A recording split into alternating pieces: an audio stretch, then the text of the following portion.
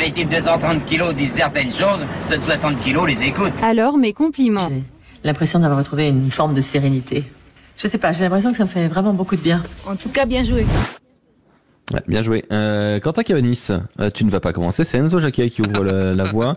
Enzo, compliment à qui?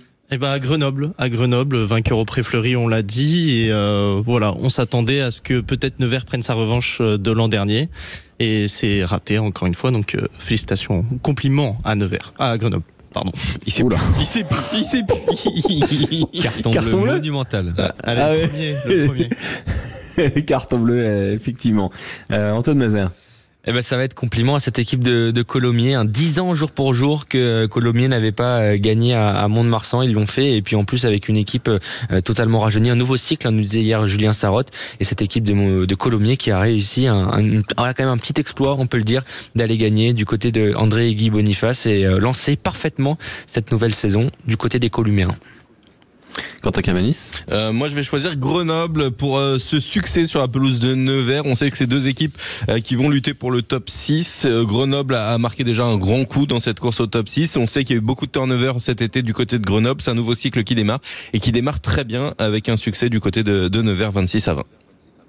Il faut donc faire un choix entre Grenoble et Colomiers. Mon choix se porte sur Colomiers. Voilà, bien défendu par Antoine Mazer. Colomiers qui quand même est allé chercher le succès du côté de Mont-de-Marsan. Donc compliment aux Colomiens pour ce conseil de classe. Place maintenant aux félicitations. Les gens l'adorent. Les félicitations. Qui peut tenir le rythme? Il est trop puissant.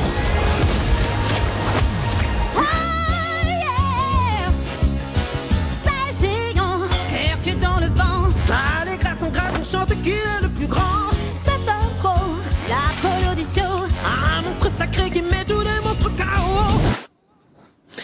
Ok. Quentin Cavanis, pourquoi pas? Antoine Mazer, félicitations à qui? Félicitations au leader de cet championnat de Pro D2, le SA15, qui a gagné premier succès à l'extérieur de leur histoire du côté d'Aurillac. Et en plus, ils prennent la tête de ce championnat avec un bonus offensif. C'était pas arrivé depuis très longtemps, depuis la remontée en Pro D2. Donc, félicitations à cette équipe du SA15 et tous les joueurs d'Alexandre Ruiz.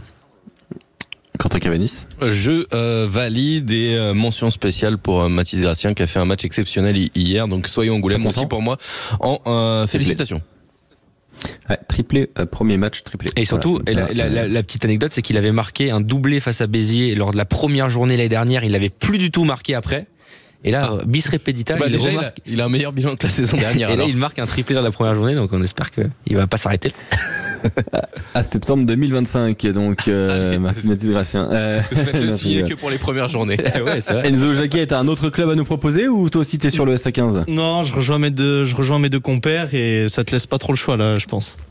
Bah non, bah du coup le SA15, voilà, le SA15 donc qui récolte les félicitations de l'équipe Sud Radio Rugby, compliments à Colomiers et avertissement donc pour Nevers, c'est bien ça, oui pour Nevers. Voilà donc le conseil de classe de cette première journée de Pro D2. Dans un instant sur Sud Radio, on est avec le président du SUA, Jeff Fontenoy.